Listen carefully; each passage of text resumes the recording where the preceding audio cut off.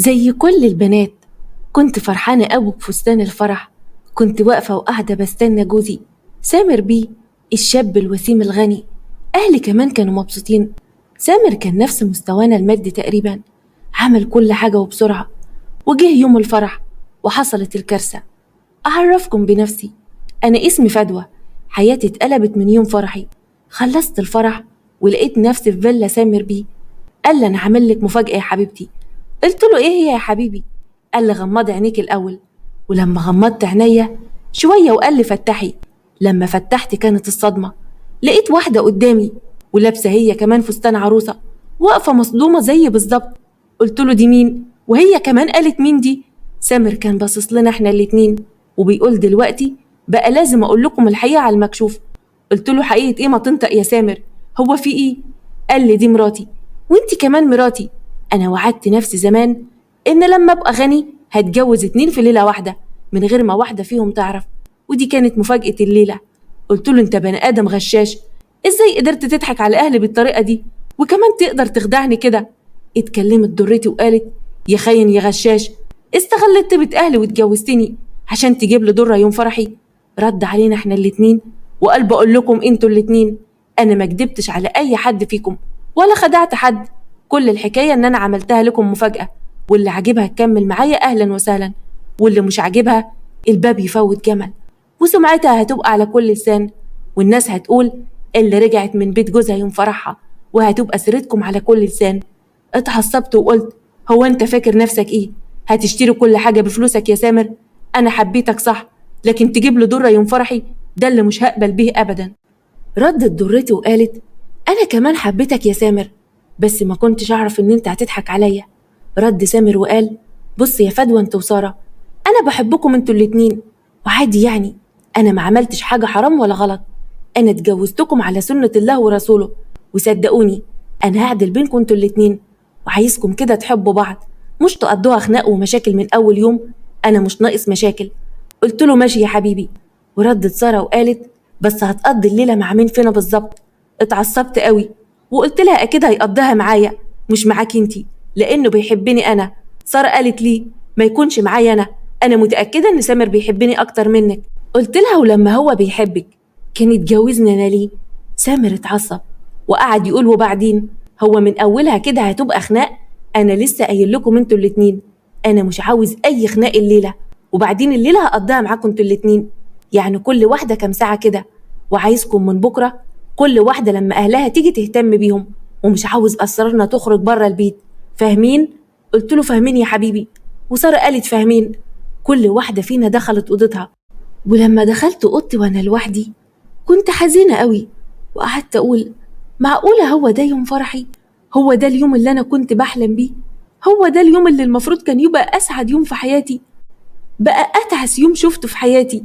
احساس صعب قوي لما تدخلي بيتك وتلاقي ضرتك مستنياكي وهي عروسه هي كمان. اكيد هي كمان حاسه نفس احساسي. ما كانش ينفع اعترض واسيب سامر لان بحبه، وثانيا لان هتفضح قدام الناس كلها، والناس كلها هتتكلم عليا ويسالوا هي ليه الست دي سابت بيت جوزها يوم فرحها، وليه هتتطلق بالسرعه دي، وكله هيلوم عليا انا. استنيت سامر لما جه من عند ساره وعدت الليله. تاني يوم صحيت من بدري ولقيت ساره في المطبخ وبتعمل عصير لاهلها، وانا اهلي كانوا لسه ما جوش. لقيتها بتقول بقولك ايه، اوعي تستخدمي اي حاجه من حاجاتي، كل واحده تستخدم ادواتها، فاهماني ولا لا؟ قلت لها هو انت يعني هتكوني ست البيت وهتنظمي كل حاجه ولا ايه؟ انا هنا زي زيك بالظبط. قالت لي بقولك ايه، انا مش فايقالك دلوقتي، كفايه اللي انا فيه، عن اذنك بقى. كانت زعلانه جدا. اكيد مامتها زعلت لما عرفت بالمصيبه اللي عملها سامر. كان شكل اهل ساره متعصب قوي وكانوا قاعدين متضايقين، اكيد زعلانين من اللي حصل، بس خلاص فات الاوان ومحدش يقدر يتكلم. شويه وماما وبابا جم واخويا الصغير كان معاهم، واستغربوا لما لقيوا ناس كتيره في الفيلا. ماما قالت معقوله كل الناس دول اهل سامر يا فدوى؟ بابا قال هما مالهم قاعدين زعلانين كده؟ قلت لهم لا يا جماعه، دول مش اهل سامر ولا حاجه، دول اهل مراته. بابا اتعصب قوي وقال له مراته ازاي؟ يعني هو كذب علينا وكان متجوز قبل ما يتجوزك؟ ماما قالت وهو فين سامر؟ وازاي يكذب علينا في حاجه زي دي؟ وانت ازاي ساكته وما قلتلناش؟ قلت لها اهدوا يا جماعة، اهدي يا ماما، اهدى يا بابا، وانا هحكي لكم على كل حاجة. وحكت لهم على كل اللي حصل. سهلوا جدا واستنوا سامر لما جه، وبابا قال له انت لازم تطلق بنتي حالا، انت فاهم؟ سامر قال له انا ما عنديش مانع، عادي جدا ان انا اطلقها. زعلت قوي، قعدت اقول للدرجه دي هو بايعني؟ قلت له هو انا رخيصه قوي كده عندك يا سامر؟ موافق تطلقني يوم صباحيتي؟ قال لي مش باباكي هو اللي مش عاجبه النظام؟ بابا قال له هو انت فاكر ان انت عشان معاك فلوس تقدر تعمل اللي انت عاوزه في بنات الناس؟ انا بنت مش رميه، انا بنت معيشه في مستوى احسن بكتير من مستواك، ده انت لازم تطلقها ورجلك فوق رقبتك. قلت له لا يا بابا، انا مش عاوزه اتطلق يوم صباحيتي والناس كلها تحكي عني. ماما قالت يعني انت عاجبك الاهانه دي؟ عاجبك اللي انت فيه ده ومن اول يوم جواز؟ قلت لها يعني يا ماما يطلقني والناس كلها تتكلم عني؟ بابا قال لي يعني انت مبسوطه مع سامر ومش عاوزه تتطلقي؟ بابا قال خلاص انت حره، بس ما تجيش بعد كده وتندبي حظك وتقعدي تبكيلنا عن اللي هيحصل لك منه. بابا وماما مشوا وهم زعلانين قوي، كانوا متضايقين جدا من سامر واللي عمله. أهل سارة كمان كانوا زعلانين ومشيوا هم كمان وهم متضايقين منه. ما هو مفيش أهل عروسة هيرضوا بالإهانة دي لبنتهم. سامر قعد معانا قال بقول لكم إيه انتوا الاتنين، انتوا هتقسموا شغل البيت ما بينكم لغاية ما أجيب لكم شغالتين يساعدوكم في شغل البيت. مش عاوز أي مشاكل في البيت، أنا بحذركم أهو، اختاروا مع بعض مكان نروح فيه شهر العسل. قلت له هو أنا هقضي شهر عسلي مع دي؟ ردت سارة وقالت ومالها دي يعني، مش قد المقام ولا ايه يا هانم؟ قلت لها كويس قوي ان انت عارفه ان انا هانم. ايوه طبعا مش قد المقام، انا لا يمكن اقضي شهر العسل بتاعي مع البني ادمه دي. ساره قالت وانا مستحيل اقضي يوم معاكي، مش شهر. سامر قال بقول لكم ايه انتوا الاتنين هتقضوا شهر العسل مع بعض وغصب عنكم، ومش عاوز اي نقاش تاني، وهنروح مع بعض شرم الشيخ، ايه رايكم؟ قلت له لا طبعا، انا مش عاوزه اروح شرم الشيخ، انا عاوزه اقضي شهر العسل بتاعي بره مصر. ساره قالت وانا كمان زيها، مش عاوزه شهر العسل بتاعي يبقى في مصر خالص. سامر قال خلاص تمام، جهزوا نفسكم انتوا الاتنين وهنسافر باريس، هروح اجيب تذاكر السفر. جهزت كل حاجه تخصني وتكفينا لمده شهر، وجهزت نفسي واستنيت سامر لما جه من بره، ومسكنا من ناحيه ومسك ساره من الناحيه التانيه، ومشينا كلنا مع بعض وسافرنا باريس. كان اجمل شهر قضيته في حياتي، بس أكيد مخلاش من المشاكل. ولما رجعنا البيت بدأت المشاكل الحقيقية بينه وبين ضرتي سارة. وفي يوم صحيت لقيتها بتقول أنا تعبانة قوي، شكلي كده حامل. قلت لها بالسرعة دي يا سارة حامل؟ ده احنا لسه ما كملناش شهر يا حبيبتي، هو انت حامل قبل ما تتجوزي ولا ايه؟ قعدت تضحك وقالت هو ايه اللي انت بتقولي ده؟ هو انت فاكرة بكده ان انت دمك خفيف يعني؟ قلت لها اكيد دم خفيف وبشهادة كل الناس اللي حواليا. سارة قالت بقولك ايه، انا اصلا مش فايقالك. وفجأة لقيت سامر داخل وكان معاه 2 ستات، قلت يكونش اتجوز علينا تاني يا سارة؟ وسارة كانت مصدومة قوي وقعدت تقول يا نهار ابيض، هو انت اتجوزت تاني يا سامر ولا ايه؟ سامر قال هو انا قادر عليكم انتوا الاتنين لما اتجوز تاني؟ قلت له امال مين دول؟ سامر قال دول الشغالات اللي قلت لكم عليهم، كل واحدة فيكم هتكون معاها دادة خاصة بيها هتقضي لها كل طلباتها، عشان انا مش عاوز اي مشاكل في البيت من هنا ورايح، لان هنزل الشركة من بكرة. بصيت لسارة بكبرياء واخترت الدادة اللي اسمها نوال، اما الدادة التانية كان اسمها خيرية وده اختارتها سارة. كل واحدة فينا كانت في حالها. وعدت الايام، وفي يوم كنت نازلة من فوق وسمعت سارة قاعدة بتتكلم مع الدادة خيرية وبتقول لها قولي لي يا دادة، هو انا اعمل ايه عشان جوزي يكره ضرتي؟ نوريني يا حبيبتي اعمل ايه؟ مش عاوزاه يشوفها قدامه حلوة خالص، عاوزاه يحبني انا وبس. خيرية قالت لها انا اعرف دجال شاطر قوي يا ستي، ممكن يعمل لك عمل لضرتك يخلي سامر بيه يكرهها ويحبك انت وبس. سارة قالت لها لا، اعمل لا يا دادة، انا ست متعلمة ومش بآمن بالحاجات دي، انا عاوزة نصيحة وبس. خيرية قالت لها املي عينيه يا ستي وهو يبقى زي الخاتم في صباعك، يعني مثلا غيري في شكلك كل يوم، اعملي لنفسك شخصية جديدة كل يوم. سارة قالت لها حلوة أوي الفكرة دي، أعمل كده بقى إزاي؟ أنا طبعا كنت واقفة من بعيد ومستمتعة جدا بالحوار ده، وعاوزة أعرف نصايح الست خيرية عشان أعمل بيها أنا كمان، ما هو أنا مش هخلي ضرتي تبقى أحسن مني في حاجة. وانتبهت لكلامهم وكملت خيرية وقالت بصي يا ست أنا هفهمك تعملي إيه، يعني مثلا يوم تعملي فيها بنت بلد وتسريحة شعرك تبقى عشوائية كده، ويوم تعملي فيها بنت زوات، والبسي أشيك حاجة عندك، وشغلي موسيقى هادية، وهكذا. كل يوم خليكي بشخصية جديدة عشان تلفتي نظر الراجل بيحب الست اللي بتهتم بنفسها قوي. سارة قالت لها الله ينور عليك يا دادا، هعمل كده إن شاء الله من النهاردة. طبعا مشيت قبل ما حد ياخد باله، وقلت لنفسي بسرعة هروح أوضتي وأجهز نفسي، الليلة بقى هتبقى ليلتي، ولازم ألفت نظر جوزي وما يروحش لسارة أبدا. جهزت نفسي وعملت تسريحة عشوائية، وكنت لابسة لبس بلدي قوي، حتى كمان غيرت في طريقة كلامي. أول ما سامر جوزي جه اتصدمت لما قال لي الليلة هتكون عند سارة. والله يا حبيبتي كان نفسي تبقى ليلتك، بس هنعمل ايه، نصيبك بقى كده. اتضايقت قوي ودخلت وغيرت ملابسي وقعدت قدام التلفزيون، وبعد شوية سمعت صوت سامر جوزي بيصرخ. قلت لنفسي يا رب تكون سارة ماتت. خرجت ولقيته مخضوض. قلت له في ايه يا سامر، مالك يا حبيبي؟ لقيته قاعد يضحك ويقول لي الحق سارة شكلها اتجننت خالص. قلت له هو حصل ايه؟ قال لي تعالي شوفي بنفسك. فضولي كان قاتلني، كان نفسي اعرف هي سارة بتعمل ايه بالظبط. لما دخلت الأوضة بتاعتهم شفت سارة كنت هموت من الضحك. لقيت شعرها منكوش خالص، وكانت مشغلة موسيقى عالية جدا وقاعدة تغني. شكلها كان مرعب قوي وكان مضحك جدا. بمجرد ما أخدت بالها إن أنا موجودة اتعصبت وقالت إيه ده يا سامر، هي فدوى بتعمل هنا إيه؟ سامر قال لها أبدا يا حبيبتي، هي بس سمعت صوتك العالي قلقت عليكي، جت عشان تطمن عليك يا سارة. سارة قالت طيب يا حبيبتي اتوكل على الله انت بقى دلوقتي. خرجت من عندها وانا قاعدة بضحك على شكلها، كان شكلها مضحك قوي، وفي نفس الوقت كنت متضايقة. إحساس صعب قوي على أي ست في الدنيا لما تشوف جوزها مع واحدة تانية. الست مننا بتحاول بكل الطرق إن هي ترضي جوزها، وهو ولا همه غير نفسه وبس. دخلت أوضتي ونمت ودمعتي كانت على خدي، وصحيت تاني يوم على صوت الدادة وهي بتقول يا ست فدوى اصحي سامر بيه عايزك ضروري. صحيت ونزلت ولقيت سامر قاعد بيضحك مع سارة، وهي كمان كان شكلها مبسوط قوي. سامر قال لي أنا عندي ليكي خبر حلو قوي يا حبيبتي. قلت له خير، هو إيه اللي حصل؟ سارة قالت أنا حامل.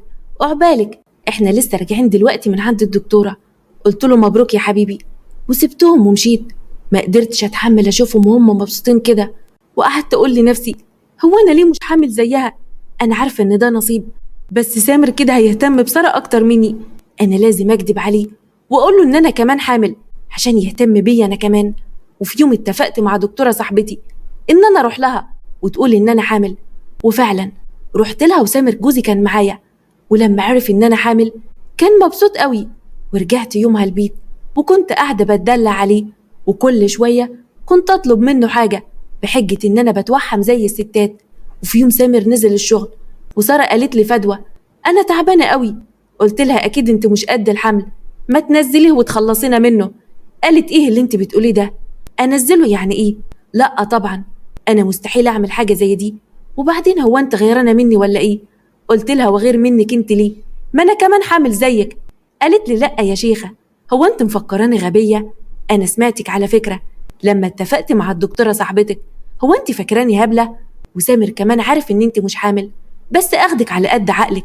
يا ريت تحقلي بقى، يمكن ربنا يكرمك زيي. أنا مش بكرهك يا فدوى، يا ريت تبقى عارفة كده كويس قوي. اتضايقت عشان هم عرفوا الحقيقة، وكمان عشان حسيت إن أنا حقودة قوي.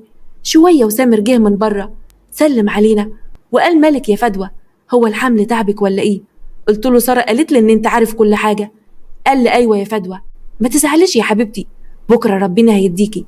أنا مش مستعجل على الموضوع ده، وابنك وابن سارة واحد. يلا عن إذنكم بقى، أنا هروح أستريح شوية. بصيت لسارة وقلت لها هو أنت بتحبيني بجد يا سارة؟ قالت ربنا وحده اللي عالم. ابتسمت ليها وطلعت على أوضتي، واللي صدمني لما سمعت الشغالات وهم قاعدين يحكوا مع بعض. خيرية قالت بجد الكلام ده يا نوال؟ بس اوعي تقول لستك فدوى. نوال قالت لها لأ طبعا، هو أنا مجنونة عشان أقطع أكل عيشي؟ خيرية قالت لها أيوة كده، إحنا ملناش دعوة يا أختي بيهم، دول هم في الأول وفي الآخر أهل مع بعض. نوال قالت لها بس الكلام ده صعب قوي يا خيرية، لو فدوى هانم عرفت مش بعيد تقتل ست هانم سارة. خيرية قالت لها اسكتي بقى دلوقتي، ممكن حد يسمعنا وتبقى مصيبة. كان عندي فضول أعرف في إيه بالظبط، أكيد في حاجة هم مخبيينها عليا. وكمان سارة حبها المفاجئ ليا ده مش مريحني أبدا، أكيد وراه حاجة مش طبيعية. وفي يوم سمعت سارة وهي قاعدة تتكلم في التليفون، وكانت قاعدة بتقول: لأ طبعا ولا هتقدر تحمل أصلا، هو أنت مفكراني غبية؟ ده أنا بديها الحباية كل يوم، هو أنا عبيطة يعني عشان أخليها تجيب لي ولد ويقسم ابني في الورث؟ ما تقلقيش عليا يا ماما، كل تمام، وبنتك محدش يقدر عليها أبدا. كنت مصدومة ومش مصدقة اللي أنا بسمعه، وقعدت أقول: أنت كدابة أوي يا سارة، طول الوقت وأنت قاعدة تمثلي عليا إن أنت بتحبيني. وقررت لما سامر يجي من الشغل لازم أقوله عن كل حاجة، وهو يشوف شغله معاها بقى وهشوف هيعمل معاها إيه. وعدت الساعات بس قلبي كان مقبوض قوي، وسارة طول الوقت كانت قاعدة تقول: أنا حاسة إن في مصيبة هتحصل النهاردة. وأنا كنت قاعدة أقول لنفسي: أكيد لما هقول لسامر على اللي عملتيه فيا هيعمل منك بطاطس محمرة. وفجأة دخل علينا وفي إيده عروسة، مش عروسة المولد، لأ دي عروسة بجد. كنت مصدومة وقعدت أقول: معقولة يكون اتجوز علينا التالتة؟ لقيت سارة وقفت مصدومة زيي، وسامر كان قاعد يبصلنا ويقول لنا: إيه مالكم؟ هو أنتوا مصدومين ليه كده؟ هو أنا عملت حاجة غلط؟ ده أنا اتجوزت التالتة. سارة قعدت تقول له: ده أنت وقعتك سودة، هو أنت إزاي تعمل كده؟ يعني مش مكفيك إن أنت كسرت فرحتي يوم فرحي وجبت له درة، كمان دلوقتي جايب لنا واحدة تالتة؟ سامر قعد يقول: بقول لكم إيه، سما دي تبقى مراتي زيها زيكم بالظبط، ومش عاوز أي حد يضايقها هنا في البيت. كان باين على سما إن هي بنت صغيرة في السن، وشكلها كانت طيبة قوي. كانت واقفة وبتبكي من أول ما دخلت البيت، وقعدت تقول له: حرام عليك، أنا قلت لك مش عاوزة أتجوزك عشان مش بحبك، كمان تطلع متجوز؟ هو أنت ليه كدبت عليا وعلى أهلي؟ عشان كده أنت رفضت إن هم يجيبوني لغاية البيت هنا، كل ده عشان تداري كدبتك. سامر قال لها: والله عاجبك اقعدي، مش عاجبك الباب اللي دخلت منه خروجه عادي خالص، وخلي الناس تقعد تجيب في سيرتك وتتكلم عنك ويقولوا دي الست اللي اتطلقت يوم جوازها. سما فضلت تبكي، وبعد ما سكتت قلت له: هو انت ماسك علينا زله ولا ايه؟ قاعد تبيع وتشتري فينا كده؟ وقال: انا اللي كنت زعلانه ان انا لسه ما خلفتش منك، انا اصلا دلوقتي مش عاوز اخلف منك، انت راجل ما تستاهلش. سامر قال: مش عاوز كتر كلام، اللي عاجبها تعيش معايا فوق راسي، واللي مش عاجبها تروح بيت اهلها. ساره قالت: انت عارف لولا ان انا حامل في ابنك يا جوز التلاته ما كنتش سكت لك، كنت وريتك النجوم في عز الظهر، حسبي الله ونعم الوكيل فيك. وبعدها بصيت لساره وقالت: بقول لك ايه يا فدوى، تعالي اوضتي انا عاوزاكي ضروري. وساره مشيت وهي متعصبه، وسامر اخد سما وطلعوا الاوضه بتاعتهم. انا ما كنتش عارفه هو بيعمل ليه كده، يعني حتى لو الشارع محلل له 4 ليه يكسر قلوبنا بالطريقه دي؟ طيب يمهد قبلها. بس ارجع واقول: انا اللي جبته لنفسي، ماما وبابا حذروني منه كتير، للاسف انا اللي اخترت الطريق ده ولازم اكمل فيه. بس سما دي شكلها صعبان عليا قوي، يا ترى حكايتها ايه؟ وكويس قوي ان انا ما قلتش لسامر حقيقة ساره مراته، وان هي بتديني حبوب منع الحمل. انا اصلا ما عدتش عاوز احمل من واحد زي ده، مش عاوز اكمل معاه، لازم انتقم منه باي طريقه.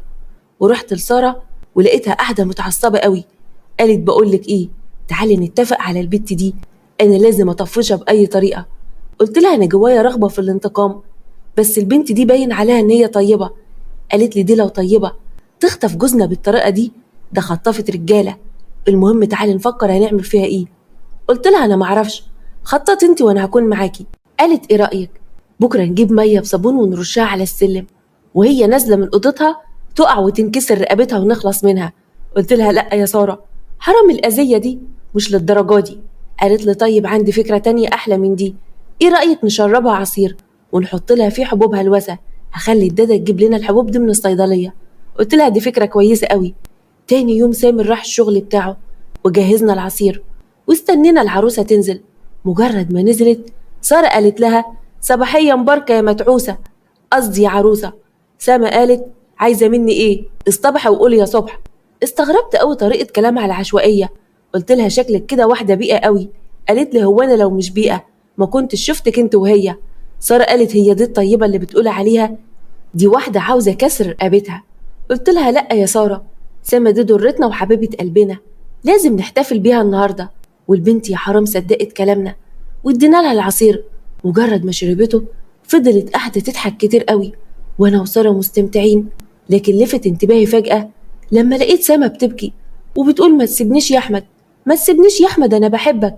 وفجاه وقعت على الارض تقريبا اغمى عليها، وبسرعه شلناها انا وساره وحطيناها على السرير في اوضتها. ساره قالت لي شفتي يا اختي البت دي شكلها بتحبه وبتخون جوزها. قلت لها تصدقي عندك حق، دي تبقى كده لعبت في عداد عمرها.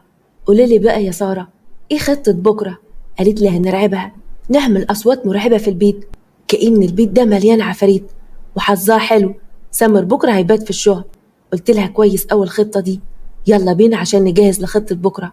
وتاني يوم سما صحيت من النوم وقعدت تسأل امال سامر راح فين بدري كده؟ قلت لها اكيد زهق منك، قال يغير جو. ساره قالت لها وهو طبيعي اصلا ان يزهق من واحده بومه زيك. قعدت اضحك انا وساره، وسامة سابتنا ودخلت على اوضتها. مجرد ما جه الليل ساره فصلت النور بتاع الفيلا وقالت لي مستعده يا فدوى؟ قلت لها ايوه مستعده، ونكشت شعري وبقيت زي العفريته، ودخلت على الاوضه اللي فيها سما وقعدت اقول بصوت يخوف، وقعدت انادي باسمها سما، واستخبيت بسرعه قبل ما تشوفني. وساره فضلت تضحك ضحكات شريره وتقول لها هتموتي يا حلوه. سما فضلت تصرخ وتقول الحقوني الحقوني، انا مش عاوزه اقعد في البيت ده، حد ياخدني من هنا. وفضلت تجري في كل مكان لغايه ما وقعت على الارض من الخوف والرعب. انا وساره خرجنا بسرعه، وتاني يوم لما سامر جه ودخل عند سما بعدها نزل وهو متعصب وقعد ينادي علينا ساره فدوى تعالوا هنا بسرعه. وقفنا قدامه كنا خايفين منه قوي، وقعد يقول ايه شغل العيال اللي انتوا بتعملوه ده؟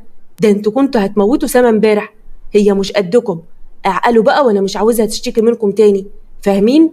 سابنا ومشى، وقررنا ان احنا نوريها النجوم في عز الظهر عشان ما تبقاش تفتن علينا تاني مره. وكل يوم كنا بنعمل فيها مقالب. وفي يوم صحيت على صوت الداده وهي بتقول قومي يا بنتي قومي يا بنتي شوف الكارثه اللي حصلت. قلت لها حصل ايه تاني يا داده؟ قالت لي ست ساره ماسكه العروسه الجديده وقاعده تضرب فيها. خرجت بسرعه ولقيت ساره بتقول لها هو انت تسرقي منه جوزي وبابني خطفت الرجاله وكمان بتفتني علينا؟ ده انا هوريكي هعمل فيكي ايه النهارده. سما قالت انا ما خطفتش حد، لان ببساطه الراجل ما بيتخطفش، اللي بيتخطف هو العيل الصغير. ساره قالت لها انا جوز عيل؟ ده انت ليلتك سودا، انا هوريك النهارده. ولسه هتمد ايدها عليها تاني وسما كانت قاعده بتبكي في ايديها. في الوقت ده سما صعبت عليا قوي، قررت ان انا اقف معاها واحسسها بالامان.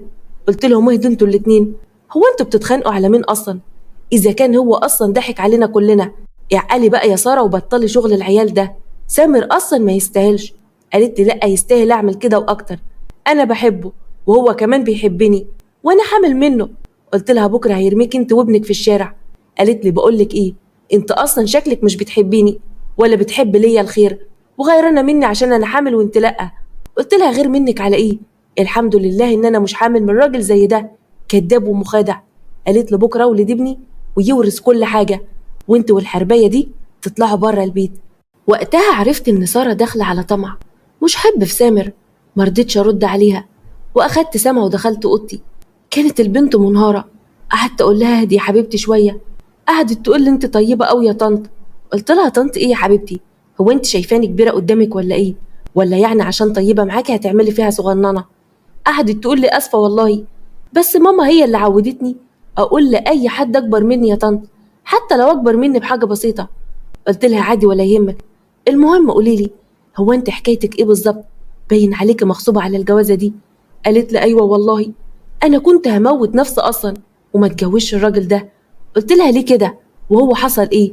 قالت لي انا هحكي لك كل حاجه، انا اصلا عندي 18 سنه، بابا وماما ناس على قد حالهم قوي، انا عندي 5 اخوات غيري وكلهم بنات، وبابا عشان ما حلتوش يصرف علينا بيجوزنا الناس اغنياء، وبيقول انا مش عاوزكم تعيشوا عيشتي وتتعبوا زيي.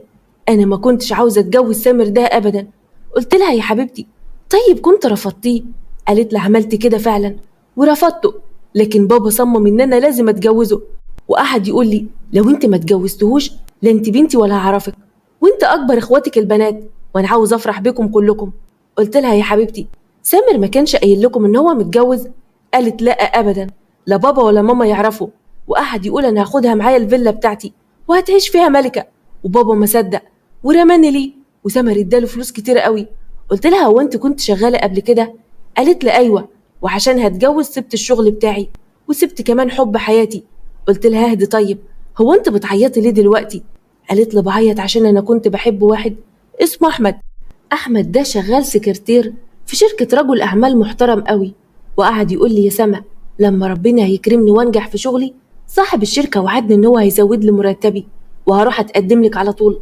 لكن أنا بعته بالرخيص يا فدوى واتجوزت سامر ده. قلت لها ده نصيب يا حبيبتي، المهم انت لازم تتجنبي سارة دي خالص. ولسه بكمل كلامي لقيت سارة دخلت علينا فجأة وقالت هو انتوا جايبين سيرتي ليه؟ هو انتوا الاتنين هتتفقوا عليا ولا ايه؟ اوعي يا بت انت وهي، اوعي تكونوا بتفكروا تؤذوني ولا تؤذي ابني. قلت لها بطلي تفكيرك المتخلف ده، انا عمري ما فكرت ان انا اذي اي حد. سما قالت والله يا طنط سارة ما كناش بنتفق عليكي خالص.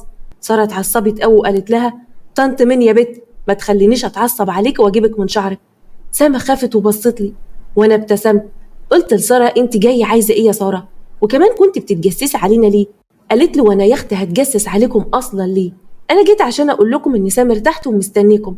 قلت لها يا شيخه طيب كنت بعت لنا الداده. قالت له برضه كنت عاوزه اسمعكم بتقولوا ايه من ورايا. قلت لها بالظبط كده، يعني بتتجسسي. عموما يا ستي ما كناش بنتكلم عليكي، كنت بقول لسما تتجنب المشاكل معاكي. قالت لي طيب تعالوا سامر تحت وعاوزنا كلنا، مش عارفه في مصيبه جديده ولا ايه. ونزلنا كلنا. سامر كان متعصب قوي وبيقول بقول لكم ايه، انا زهقت من العيشه اللي تقرف دي. مش عارفه هو كان متعصب ليه كده. سالته مالك يا سامر، هو ايه اللي حصل؟ قال لي انا خسرت فلوس كتير قوي النهارده في شغلي ومش طايق نفسي ولا طايق اي حد. سار قالت يبقى اكيد وش البومه، وش البومه دي هي السبب. ولقيتها بتبص لسما. قلت لها بقولك ايه يا ساره، اهدي شويه البنت دي مش قدك. ساره قالت ايوه انت يا اختي دافع عنها وبعدين اتفقوا عليا. قلت لها بطلي بقى شغل العيال ده.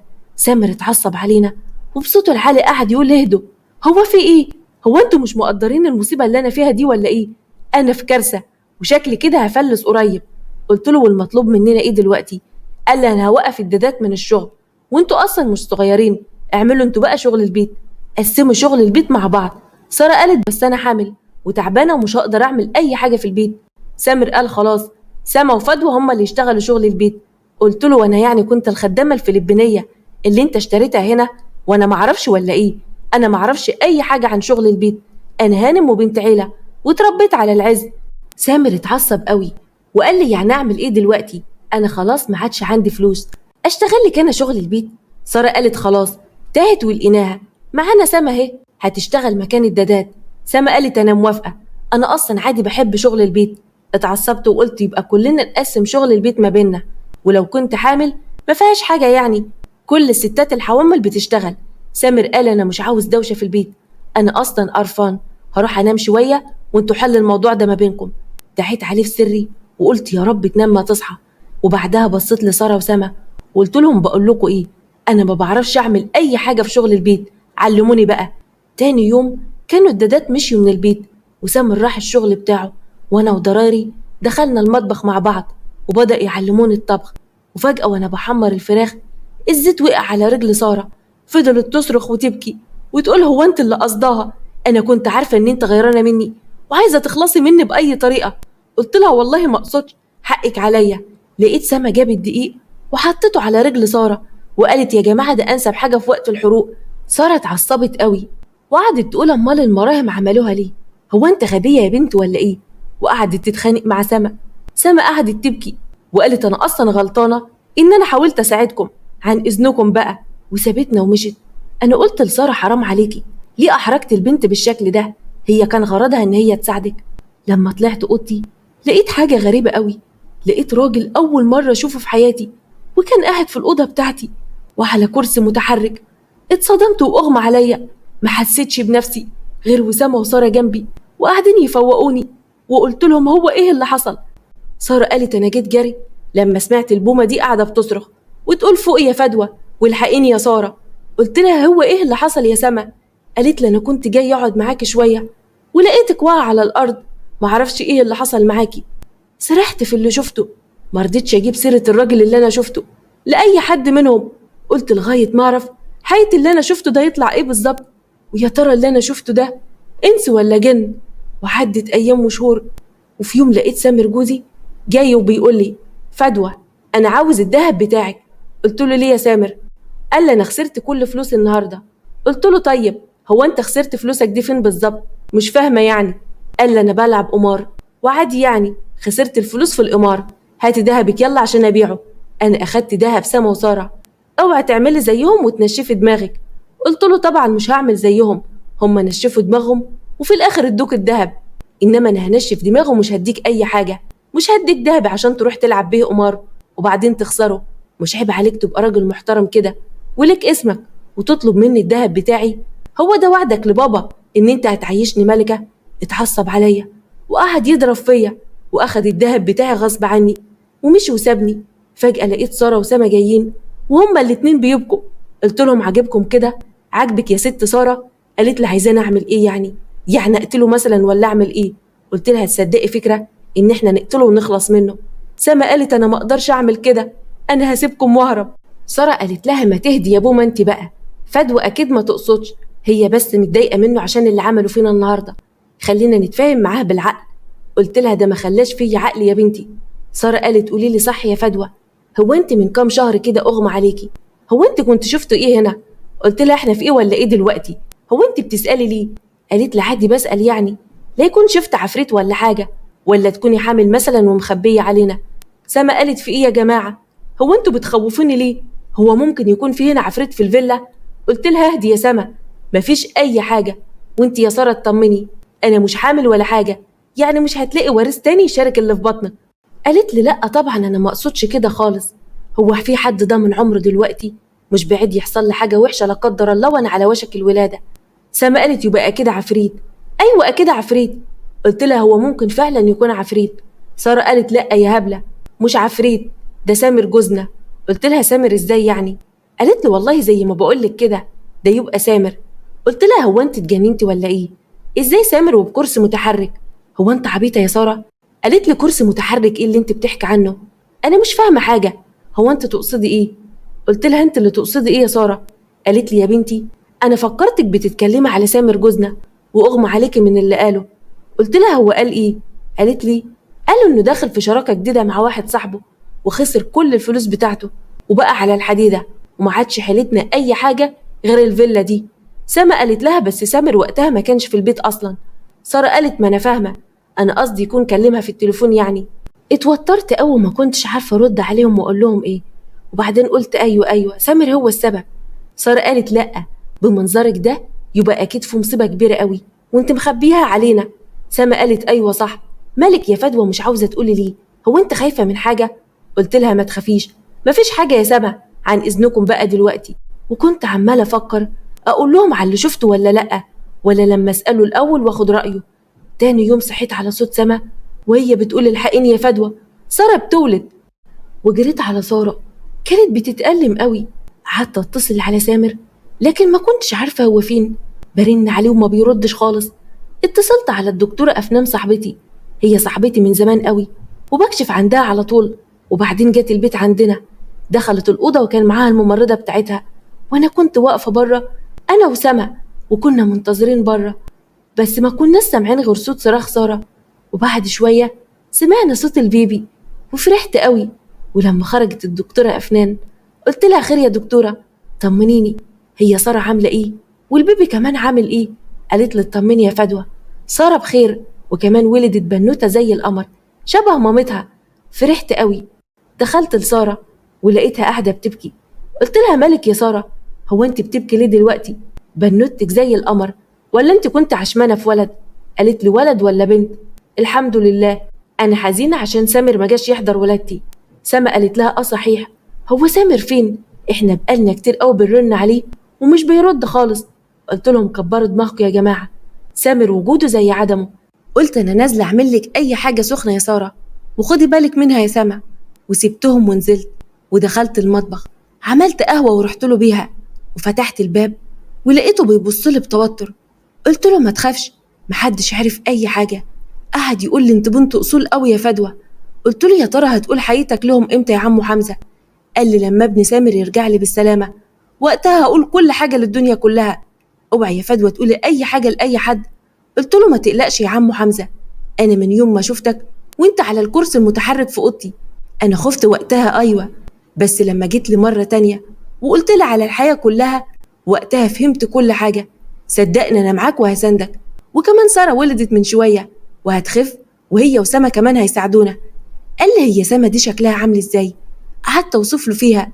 قال لي يا حبيبتي يا سما، سما دي بنتي، يا حبيبتي يا بنتي، لازم اشوفها ضروري يا فدوى، لو فعلا انا غالي عندك خلي سما تيجي هنا. استغربت وقلت له اشمعنى سما يعني؟ قال لي سما هي اكتر واحده تعرف سامر ابني، بس شكلها نسيت شكله لانه سافر وهي صغيره قوي. قلت له مش فاهمه حاجه يا عمو حمزه. قال لي هفهمك كل حاجه في وقتها المناسب، بس دلوقتي اقفلي الباب كويس وراكي، وانا لو عوزتك هعرف اجيلك. سبت وخرجت. طبعا عايزين تعرفوا مين عمو حمزه ده وحكايته ايه، هقول لكم كل حاجه بس في وقتها. ورحت لساره واديتها حاجه سخنه واهتميت بيها. وفي يوم ساره كانت مشغوله مع بنتها، رحت قعدت مع سما. قلت لها يا سما، هو انت تعرفي عمو حمزه شاكر؟ اول ما سمعت الاسم لقيتها اتفاجئت وقالت لي حمزه بيه؟ ايوه اعرفه كويس قوي. هو انت تعرفيه منين؟ الله يرحمه بقى، كان راجل محترم قوي، الله يرحمه ويرحم ايامه، ده الراجل اللي رباني ووقف جنبي وجنب اخواتي كمان، بقاله سنه متوفي. قلت لها تعرف عنه ايه؟ قالت لي هو انت بتسالي عنه ليه؟ قلت لها قولي لي بس تعرف عنه ايه بالظبط الراجل ده؟ قالت لي هو رجل اعمال كبير قوي، هو ده اللي شغال معاه احمد اللي كنا بنحب بعض. الراجل ده مات من سنه ونص تقريبا، وابنه سامر. قلت لها وانت تعرفي ابنه سامر؟ قالت لي ايوه اعرفه، احنا كنا بنلعب مع بعض زمان، هو اكبر مني بس سافر مع مامته من زمان وعايش بره مصر. تعرفي يا فدوى هو شبه سامر جوزنا قوي. قلت لها طيب تعالي معايا هوريكي حاجه، واخدتها ودخلنا الاوضه. قلت له اظهر وبان عليك الامان. وفجاه عمو حمزه ظهر على الكرسي المتحرك وقعد يقول وحشتيني قوي يا سما. سما كانت مصدومه وقالت عم حمزه، هو انت بجد؟ هو انت بحق وحقيقي؟ يعني انت لسه عايش؟ قول لي ان انت عايش بجد. قلت لها اهدي وبطلي عياط بقى يا سما، وطي صوتك لساره ممكن تسمعنا. قال لها ايوه يا سما يا بنت انا عايش، هقول لكم على كل حاجه حصلت معايا بالظبط. سامر اللي عامل فيها جوزكم ده اسمه الحي توفيق، وده ولد كان شغال سواق عندي، وللاسف قدر يخدعني. وفي يوم لقيته بيضربني على رجليا لغايه ما فقدت الحركه، وقعد يقول لي انا هقتلك وانت حي. نفسي اعيش لي يومين، نفسي اعيش يومين في العز ده، انا محروم من كل حاجه في دنيتي وانت بتلعب بالفلوس لعب. وقتها افتكرت ان جوزي فعلا اسمه توفيق في قسيمه الجواز، وقعد يقول لبابا ان اسم الدلع بتاعه سامر وان توفيق ده اسمه الحقيقي. كمل عم حمزه وقال، قلت له يا ابني حرام عليك، خد كل اللي انت عايزه بس سيبني اعيش. قال لي هسيبك بس بشرط، هستخدم اسم ابنك وامسك الشركه كلها مكانه، وهعلن للدنيا كلها ان انت مت، حتى ابنك ومراتك هبعت لهم ان انت مت، ولو حد فيهم فكر يرجع ولا يسأل عن ورثه وقتها خليك تتنازل عن كل حاجه بعقد قديم. ما كنتش عارف هو ليه بيعمل معايا كده وليه طمعان فيا بالشكل ده. والله يا بنتي انا عمري ما حرمته من اي حاجه. قلت له اهدى يا عمي، انا سمعت الكلام ده منك لتاني مره، مش عايزاك تتضايق، احنا ان شاء الله هنساعدك. سما قالت طيب المطلوب مننا ايه دلوقتي؟ وازاي هنعرف نساعدك ازاي يا عم حمزه؟ احنا مش قد سامر ده او توفيق. حمزه قال انتوا لازم تهربوني من هنا، وانا هروح اسم الشرطه ابلغ عنه وهبلغ ضده، ومعايا تسجيلات لتوفيق توديه في 60 داهيه. اهم حاجه ان انتوا توصلوني للاسم لانه مش هعرف اتحرك من هنا، وعايزكم باي طريقه تجيبوا توفيق الاسم. اتصرفوا. وقتها جات لي فكره قلت لازم انفذها. قلت لسما ايدك معايا يا سما، نوصل عم حمزه لاسم الشرطه ونرجع عشان نقول لساره عشان تساعدنا. واخدنا عم حمزه وصلناه لاسم الشرطه، حكى كل حاجه، ورجعنا البيت انا وسما. ساره لما شافتنا سالت هو انت كنت فين؟ انا تعبت قوي والبيبي قاعده تعيط من الصبح، مالكم؟ هو شكلكم ماله كده؟ قلت لها ساره لو حصلت مصيبه وعرفت ان سامر جوزنا ضحك علينا كلنا وخدعنا هتعملي ايه؟ هتوقفي ضدنا ولا ضده؟ قالت انا مش فاهمه حاجه.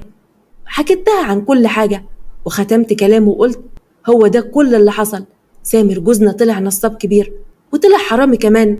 قالت لي ما يمكن حمزه ده هو اللي نصاب. سما قالت مستحيل، عمو حمزه مش نصاب ومش كذاب ابدا، انا اعرفه من زمان قوي. قلت لساره احنا التلاته في مركب واحده، يا اما تغرق بينا كلنا يا نعدي كلنا لشط الامان. ساره قالت خلاص انا معاكم يا بنات، مش مستعده ان اي حد في يوم من الايام يعير بنتي ويقول لها يا بنت النصاب، انا معاكم. وحطينا ايدينا في ايدين بعض لكن المشكلة اللي كانت قدامنا إن إحنا مش لاقيين سامر. عدى يوم والتاني وبعدها لقينا سامر دخل علينا البيت وشكله كان متعصب قوي. خفت يكون عارف أي حاجة ولقيته بيقول هي فين سارة وإزاي تولد من غير ما حد فيكم يقول لي؟ سارة قالت أنا هنا يا حبيبي وجبت بنوتة زي القمر شبهك بالظبط. سامر فرح قوي. أنا استغربت سارة وقتها وبصيت لسما ولقيت سامر بيقول جميلة قوي شبهي بالظبط فعلا يا روحي. سارة قالت أمال أنت كنت فين يا سامر ولا تحب أقولك يا توفيق؟ ضحك وقال لها هو أنت لسه فاكرة اسمي من يوم كاتب الكتاب؟ أنا عامة ما بحبش الاسم ده، قولوا لي يا سامر وبس. كنت مع واحد صاحبي، هو صاحبي ده تعبان وكنت بايت معاه الكام يوم اللي فاتوا. قلت له تعبان برضه ولا كنتوا سهرانين مع بعض كالعادة؟ سامر قال وانتوا الاتنين بقى اتجدعنوا وهاتولنا نونة كمان. ابتسمنا غصب عننا وسكتنا وهو طلع ينام.